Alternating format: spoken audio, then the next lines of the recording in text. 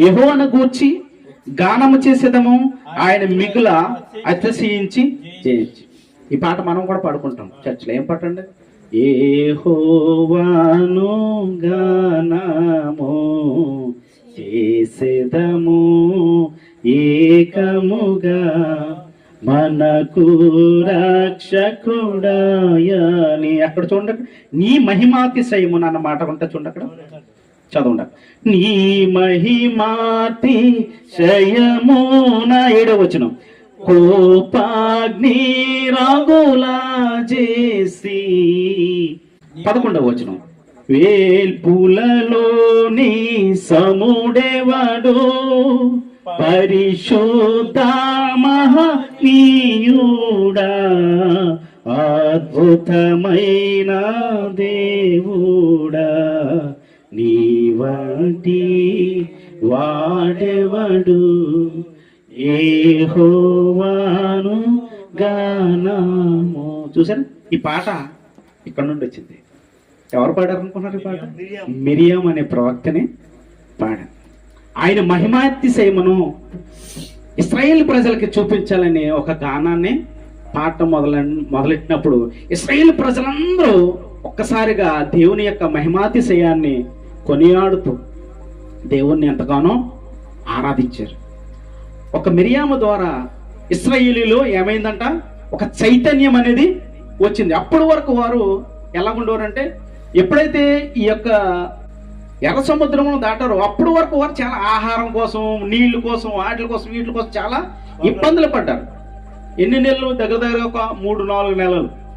ఆ తర్వాత నుండి ఎప్పుడైతే వీరు ఎర్ర సముద్రం దాటి వెళ్ళారో అక్కడ నుండి 40 సంవత్సరాలు ఏం తిన్నారో తెలుసండి వాళ్ళు? 40 సంవత్సరాలు ఏం తిన్నారో తెలుసండి? మన్నా. 40 సంవత్సరాల వరకు మన్నా కురుస్తూనే ఉంది, వాళ్ళు ఎరుగుంటూనే ఉన్నారు, తింటూనే ఉన్నారు. నిర్గమకాండ 15:20, మరియు అహరోను సహోదరి ప్రవక్తిని యొక్క మిరియాము తంబురును చేత పట్టుకొని స్త్రీలందరూ తంబురులతోనూ నాట్యముతోనూ ఆమె వెంబడి వెళ్ళగా, మిరియాము వారితో కలిసి ఇట్లు పల్లవ ఎత్తి పాడాను. ఏమని పాట? యెహోవాను గానము చేయుడి. అదే ఇప్పుడు మనం పాడాం చూసారు. ఆ విధంగా ఇశ్రాయేల్ ప్రజల్ని మరి ఒక చైతన్యం చేసే ఒక ప్రవక్తనిగా ఆమె కనిపిస్తూ. మరొక ప్రవక్తని గురించి మనం చూసినట్లయితే అన్న అనే ఒక ప్రవక్త మనకి లూకాసు వార్త 2:36 వచనంలో కనిపిస్తుంది. మరియు ఆషేరు గోత్రికురాలను పనూయేలు కుమార్తెయునైన అన్నాను ఒక ప్రవక్త ఉండెను. ఆమె కన్యతో మొదలు 7 ఏండ్లు పెనిమిటితో సంసారము చేసి బహుకాలము గడిచినదై 84 సంవత్సరాలు. ఎన్ని సంవత్సరాలు అండి? 84 సంవత్సరాలు ఏం చేస్తుందంట ఆవిడ? విధవరాలై ఉండి దేవాలయము విడువక ఉపవాస ప్రార్థనలతో రేయింపగళ్ళు సేవ ఏం చేస్తుందంటండి? ఎన్ని సంవత్సరాలు? 84 సంవత్సరాల నుండి ఏం చేస్తుందో తెలుసండి?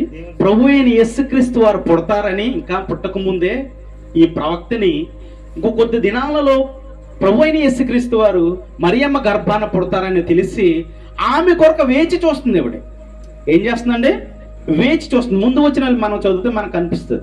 ప్రభు అయిన యేసుక్రీస్తు వారు ఈ యొక్క ప్రజలు ఎవరైతే ఇశ్రాయేలీ ప్రజలు, ఈ లోక ప్రజలు ఉన్నారో వారందరిని రక్షించడానికి ఒక అద్భుతమైనటువంటి దేవుని కుమారుడు ఈ భూమి మీదకి జన్మించబోతున్నాడు. అతను వచ్చే రాకడ అతి సమీపంగా ఉంది కాబట్టి ఆయన కొరకు ఏం చేస్తుందంటే ఇవిడే ఉపవాసం ఉండి ప్రార్థన చేస్తా ఉంది. అలా ప్రార్థన చేస్తున్న కొద్ది దినములలో ఎవరు గర్భవతిగా మారారండి? మరియమ్మ గారు గర్భవతిగా మారటం అనేది జరిగింది. ఆ తర్వాత మరియమ్మ గారి యొక్క గర్భాన ప్రభు అని యేసుక్రీస్తు వారు పుట్టడం అనేది జరిగినట్లుగా కనిపిస్తుంది. ఈమె చాలా గొప్ప ప్రార్థన పరురాలు. ఆ విధంగా ప్రార్థనలు చేయటం అంటే ఎలాగంటే ఉపవాసం ఉండండి, దేవుని యొక్క ప్రజల కొరకే, దేవుని యొక్క ప్రజలు ఉన్న కష్టాల కొరకే, శ్రమల కొరకే. ఆమె ఏంటో తెలుసండి, ఇశ్రాయేలు ప్రజలు ఒక రక్షకుడు వస్తాడు, ఆ రక్షకుడు మనల్ని రక్షిస్తాడనే ఆలోచన కలిగి ఎదురు చూస్తూనే ఉన్నారు తప్ప చాలా మంది ఏ కార్యము చేయకోకుండాను ఉన్నవారు ఎక్కువ. ఎందుకంటే ఆ యొక్క దేవుని పట్ల సరైనటువంటి అవగాహన లేదు, ఐక్యత లేదు, దేవునితో సత్సంబంధం లేదు. కానీ అలాంటి సంబంధం ఉన్నటువంటి వ్యక్తులు, చాలా ప్రవక్తనులుగా ఉన్నటువంటి వారు బహు తక్కువ మంది మనకి కనిపిస్తూ ఉంటారు. ఈ విధంగా మనం చూసినట్లయితే ఇంకా అనేక మంది స్త్రీలు మనకు కనిపిస్తారు బైబిల్ గ్రంథంలో, తెలుసు కదండి. మనకి తెలిసినటువంటి అనేక మంది ప్రవక్తనులు చూసినట్లయితే దెబోరా, ఒక ఎస్తేరు, ఒక రూతు, దేవుని కొరకు అనేకమైన కార్యములు చేసిన వారు చూసినట్లయితే అపోస్తల కార్యంలో మనకి 21:19 నలుగురు కన్యకులు కూడా కనిపిస్తారు మనకి. వారు కూడా దేవుని కొరకు ఎంతగానో ప్రయాసపడినటువంటి కన్యకులు. అపోస్తల కార్యములు 21:9 కన్యకులుగా ఉన్న నలుగురు కుమార్తెలు అతనికి ఉండేది, వారు ప్రవచించువారు. చాలండి. వారు ఏం చేస్తారంట, ఒక వ్యక్తికి ఎంతమంది ఉన్నారండి, నలుగురు కుమార్తెలు ఉన్నారు. నలుగురు కుమార్తెలు ఎలాగ ఉన్నారండి, ఏ వరం పొంది ఉన్నారో తెలుసండి, ప్రవచించే వరాన్ని కలిగి ఉన్నారు. చూసారా, ఈ విధంగా స్త్రీలు యొక్క దేవుని యొక్క పనులు, అనేక మంది స్త్రీలు ఈ విధంగా దేవుని పనులు ఉన్నారు. మరి మన యొక్క గృహాల్లో కూడా స్త్రీలు ఎక్కువ ప్రాధాన్యత ఏం చేయవలసి ఉందండి, దేవునికి ప్రార్థనతో సన్నిహితము కలిగి ఉండాలి. అప్పుడే మనకి దేవుని యొక్క వరం అనేది దేవుని నుండి వెలువడే అవకాశం ఉంటుంది. ఎందుకంటే మనము ఈ లోక సంబంధమైన విషయాల మీద ఉన్నాం అనుకోండి, అప్పుడు మనకి దేవునితో పని ఏముంటుంది. ఎప్పుడైతే నీవు ఆయనకి దగ్గరగా ఉంటావో, దగ్గరగా ఉన్నప్పుడు, నేను మొన్న ఒక చిన్న ఆర్టికల్ చూశానండి. ఏంటంటే ఒక చెట్టు బొమ్మ వేసి ఉంది, ఆ చెట్టు పైన ఒక మేఘం వచ్చింది. ఏమిటంటే చెట్టు పైన ఒక మేఘం వచ్చి, నా స్నేహితుడు ఇక్కడే ఉన్నాడు, నా స్నేహితుడి కోసం నేను వర్షిస్తాను అని వర్షం అది కురిపిస్తుంది. ఏంటంటే అది మేఘం, చెట్టు ఉంది కాబట్టి.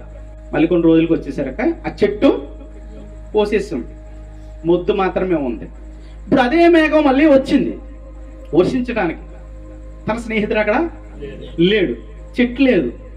నేను ఇంకెందుకు వర్షించడం, నేను ఇంకెందుకు ఇక్కడ వర్షం పోయటం అని ఆ మేఘం ఏమవుతుందంట, మళ్ళీ వెనక్కి వెళ్ళిపోతుంది. చూసారా, మనము ఎప్పుడైతే సన్నిహితంగా ఉంటామో, మనము ఒక మంచి పనిగా మనం ఫలించడానికి ఉంటామో, అప్పుడు దేవుని యొక్క కార్యం కూడా చేయడానికి ముందుకు వస్తాడు దేవుడు. దేవుని యొక్క ఆత్మ మనకు తోడుగా ఉండే అవకాశం ఉంటుంది. కాబట్టి స్త్రీలు, ముఖ్యంగా సంఘాలలో స్త్రీలు ఏం చేయాలంట, దేవునికి సన్నిహితంగా ఒక మిరియం వలె, ఒక హొల్దా వలె, ఒక అన్న వలె, ఒక రూతు వలె, ఒక ఎస్తేరు వలె మనము ప్రార్థనా పరులుగా స్త్రీలు తమ యొక్క కుటుంబాలను కట్టుకునే విధంగా ఉండాలని నా యొక్క చిన్న ఆశయం ఉంది. మనం ఇంతమందిని చెప్పారు కదా, వీళ్ళందరూ మంచి వాళ్ళ గురించి చెప్పి చెడ్డోళ్ళు ఎవరు లేరా? అవును కదండి, ఈ డౌట్ కూడా వస్తుంటుంది. ఉన్నారు, మన బైబిల్ గ్రంథంలోనే ఉన్నారు. ఉన్నారా లేదండి? ఉన్నారు. దావీదు భార్య దావీదు జయము కలిగి ఆయన దేవుని స్తుతిస్తున్నాడు, గొంతులు వేస్తూ. ఏం చేస్తున్నాడండి, గొంతులు వేస్తూ, నాట్యం చేస్తూ చక్కగా దేవుని స్తుతిస్తున్నాడు. ఒక దినాన ఫిలిష్తీయులందరినీ ఓడించిన సందర్భంలో అప్పుడు తన భార్య ఏమన్నా తెలుసండి, పిచ్చోడులాగా నువ్వు అలాగా గొంతులేస్తున్నావేంటి, నువ్వు రాజు అని మాట మర్చిపోయావు, ఏంటి నువ్వు ఆ గొంతులు వేయటం ఏంటి, నువ్వు అలాగే అనుకో, నాకేం పర్వాలేదు, నేను నా దేవుని కొరకు ఏది చేయటానికైనా సిద్ధమే అని చేశాడు. మరొక స్త్రీ ఉంది, ఆ స్త్రీ ఆస్తులన్నీ పోయినాయి, పిల్లలు పోయారు, అందరూ పోయారు. అయినా దేవుడు అంటున్నాడు, ఒక వ్యక్తి, ఎవరు, యోబు గారు. అప్పుడు తన యొక్క భార్య వచ్చి ఏమంటారు తెలుసండి, చెడ్డ స్త్రీలు కూడా ఉంటారు. కాబట్టి దేవుడు మంచి వారిని గురించి మాత్రమే రాయించి చెడ్డవారి గురించి రాయించడం ఆయన మానేశాడండి? లేదు, వారి గురించి రాయించాడు, వీరి గురించి కూడా రాయించాడు. ఎందుకంటే తారతమ్యము తెలియాలి ప్రజలందరికీ. కాబట్టి ఈ యొక్క భార్య కూడా ఏమన్నదే, ఎందుకే ఇంకా దేవుడు దేవుడు అంటాను, ఆ దేవుడిని తిట్టేసి ఒకసారి చచ్చిపో అన్న. చూసారా ఎంత హృదయ విదారకమైనటువంటి సందర్భం అది. అతను ఎంత ఆస్తికి వారసుడు, ఎంత ఆస్తి కలిగి ఉన్నటువంటి వాడు, ఎంతమంది పిల్లలకి తండ్రి, ఎంతమంది స్నేహితులు అతనికి ఉన్నారు, ఆ దేశంలో అతను పెద్ద గొప్పవాడు, మళ్ళీ అతనికి ఉన్నటువంటి ఆస్తిపాస్తులు ఆ దేశంలో ఎవ్వరికి లేవు. అలాంటి వ్యక్తిని తన యొక్క భార్య ముందు ఎంత హేళన అయిపోయాడో తెలుసా, చాలా చిన్న చూపుగా అయిపోయాడు. అలాంటి పరిస్థితి కలిగించేటువంటి స్త్రీలు కూడా ఉంటారు. కానీ యోబు అలాగా చేశాడండి, చేయలేదు. అయినా నువ్వు దేవుని విడిచిపెట్టక ఉన్నాడు. అంతే. మనకు శోధనలన్నీ వస్తాయి, ఇబ్బందులన్నీ వస్తాయి, కష్టాలన్నీ వస్తాయి. ఈ శరీరం ఉన్నంతసేపు అవి మనం వస్తూనే ఉంటాయి, అవి మహానువు. కానీ వాటిని జయించే శక్తిని ఎవరిని బట్టి వస్తుంది? దేవుని బట్టి వస్తుంది. కాబట్టి ఆయన్ని అడగాలి మనం. అడుగుడి మీకు ఇవ్వబడును అని చెప్పేసి అన్నాడు. తట్టుడి నేను తీస్తాను, మీరు తట్టాలి, ఆ యొక్క తలుపుని తట్టండి మీరు. ఆయనే వచ్చి మన తలుపులు తట్టి పరిస్థితికి వచ్చేసాం మనం. ఎలా అయిపోయింది? ఆయన వచ్చి మన పాట పాడుతాం కదా, హృదయం అనేది తలుపునొద్ద యేసునాథుడు ఉండి ఏం చేస్తాడంట, మన హృదయం ఒక తలుపుని తడుతూ ఉన్నాడు. కానీ మనం ఏం చేస్తాం? తలుపు వేసేసి ఉంచేసాం, లాక్ కూడా చేసేస్తాం మనం, ఇంకా తీయకుండా. ఎందుకంటే మనలో హృదయంలో అనేకమైనటువంటి లోక సంబంధమైన విషయాలతో మునిగిపోయి ఉన్నాం. ఒక గదిలోకి వెళ్ళామనుకోండి, గదిలోకి వెళ్ళగానే మనకి ఏం కనిపిస్తుంది? ఒక బ్లాక్ స్క్రీన్ కనిపిస్తుంది. అది ఆన్ చేయగానే రంగురంగులు అనేటువంటి వార్తలు, రంగురంగుల ప్రపంచం కనిపిస్తుంది. దాని దగ్గర కూర్చున్నాను చెప్పి మనకి ఏ సమయము, మనకి ఏ పని మనకి జ్ఞాపకం రాకుండా చేసేస్తుంది. కానీ దేవుడే ఉంటున్నాడు, మీ హృదయం యొక్క తలుపు దగ్గర నేను ఉన్నాను. ఒక్కసారి తీర్చినట్లయితే మన యొక్క ఇబ్బందులు, బాధలు, ఇక్కట్లు అన్నింటినీ తొలగించే దేవుడు ఆయనే అని చెప్పేసి తెలియజేసి నీ కొద్ది మాటలు దేవుడు దీవించి ఆశీర్వదించును గాక. ఆమేన్. ప్రార్థన చేసుకుందాం. మహాగణుడు అయిన మా ప్రియ పరలోక తండ్రి, దయగల రక్షక, కృపగల దేవా, నీకే స్తుతులు, స్తోత్రములు నాయన. ఇదిగో నా తండ్రి, ఇంతవరకు నీ రెక్కల చాటున భద్రపరిచిన తండ్రి, నిన్ను స్తుతించడానికి నా తండ్రి, గణపరచడానికి ఇచ్చిన తరుణాన్ని బట్టి నీకే స్తుతులు, స్తోత్రములు నా తండ్రి. వట్టి వారిమైన మమ్మల్ని నా తండ్రి నీ మాటల చేత నింపి కుదిపి నా తండ్రి నిండారుగా చేసిన దేవానికి స్తుతులు, స్తోత్రములు నా తండ్రి. అవునాయన, ఈ దినమందున తండ్రి నీ యొక్క నాయన ప్రవక్తలను గూర్చిన ఆయన మాకు నేర్పించినందుకు నీకు స్తుతులు, స్తోత్రములు నాయన. మీ ఆత్మ కార్యము జరిగించినందుకు నీకు స్తుతులు, స్తోత్రములు నా తండ్రి. ఇదిగో నాయన, ముగ్గురు ప్రవక్తల కొరకు నాయన మేము నేర్చుకుని ఉన్నాము నా తండ్రి. ఇదిగో నా తండ్రి, వారు చేసిన నా తండ్రి నీ ప్రజల కొరకు నాయన, నీ రాకడ కొరకు నా తండ్రి వారు చేసినటువంటి నాయన త్యాగాన్ని బట్టి నా తండ్రి, వారు చేసినటువంటి ప్రార్థనలను బట్టి నాయన, వారు చేసిన విన్నపాలను బట్టి నాయన మేము నేర్చుకున్నాం నా తండ్రి. నాయన, నీ యొక్క ప్రజలను ఏ విధంగా నడిపించాలో నా తండ్రి మిరియాము ద్వారా మాకు నేర్పించావు నా తండ్రి, నీకు స్తుతులు, స్తోత్రములు నాయన. నాయన నా తండ్రి, ఎటు కావాలితే అటు నాయన మేము ఒరిగిపోతున్నామేమో నా తండ్రి. నాయన, ఏ గాలి పడితే ఆ గాలికి ఒరిగిపోతున్నామేమో నా తండ్రి. మా జీవితంలో నా తండ్రి మాకు కనపడిన దానిలల్లా మేము నమ్ముతున్నామేమో నా తండ్రి, శోధనలో పడుతున్నామేమో నా తండ్రి, మమ్మల్ని రక్షించండి అయ్యా నా తండ్రి. నీ కరుణ గల హస్తముతో నాయన ఆ యొక్క ఊపిలోనిచ్చిన ఆయన, ఆ పాపములోనిచ్చిన తండ్రి, ఆ యొక్క నా తండ్రి శోధనలో వచ్చిన తండ్రి మమ్మల్ని లేవనెత్తిన నా తండ్రి. ఇదిగో ఈ యొక్క గృహస్థుల కొరకు ప్రార్థన చేస్తున్నాం నాయన. ఇదిగో గృహంలోనైనా సరైనటువంటి ఏ ఎదుగు బొదుగు లేకపోయినటువంటి నా తండ్రి శోధనలో తండ్రి వెంటాడుతున్నాయి నా తండ్రి. నాయన యొక్క కుటుంబాన్ని లేవనెత్తిన తండ్రి, కుటుంబంలోనైనా ఒక మార్గాన్ని నాయన నా తండ్రి సరళం చేయమని అడుగుచున్నా నా తండ్రి. మూసుకుపోయిన ప్రతి ద్వారాన్ని తెరవమని అడుగుచున్నాం తండ్రి. ఆర్థికంగా నా తండ్రి నలిగిపోచినటువంటి గృహాన్ని లేవనెత్తున్న తండ్రి. సంఘంలో అనేక మంది బిడ్డల తండ్రి దూరదేశాలు పనిచేస్తున్నారని, అనేకమైన స్త్రీల తండ్రి తన యొక్క పిల్లలను వదులుకొని, భర్తను వదులుకున్న తండ్రి, గ్రామాల్లో వదిలిన సంఘాన్ని వదులుకుని నా తండ్రి యొక్క దేశంలో పనిచేస్తూ ఉన్నారు ఆయన.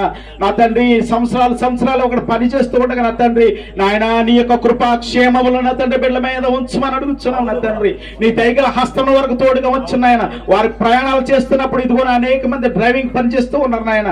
ఆ డ్రైవింగ్ లో నా తండ్రి బిడ్డలకు సహాయం ఇచ్చే నా తండ్రి. నాయన, అనేక సార్లు నేను యాక్సిడెంట్లు గురవుతున్నారు నా తండ్రి. నాయన సాతాను బంధకములు నా తండ్రి, ఈ లోక సంబంధమైన బంధకాలన్నీ తొలగించిన తండ్రి, ఈ లోకనాథుడు నాయన పెట్టే శ్రమల నుంచి నా తండ్రి విడుదల ఇచ్చేమని అడుగుతున్నాము నాయన.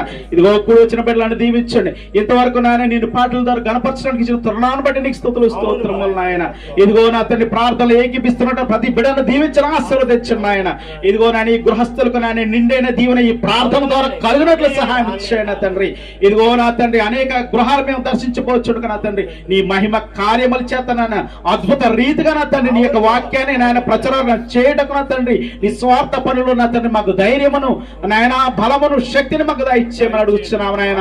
నీ యొక్క ఆత్మ కార్యములు, నీ ఆత్మ వరములు నా తండ్రి మేము వాడుటకు సహాయం చేయండి నాయన. ఇదిగో నా తండ్రి, వ్యర్థమైనటువంటి వాటి కొరకు కాదు నా తండ్రి మా జీవితాల్లో తండ్రి నాయన, నీ పనిలో వాడబడడానికి సహాయం చేయమని అడుగుతున్నాము నా తండ్రి. ఇదిగో నా తండ్రి, నీ వాక్యంతో నా తండ్రి ఒదిగావు నాయన. మమ్మల్ని చక్కగా నడిపించావు నా తండ్రి. నెమర వేసుకోవడానికి సహాయం చేయండి నాయన.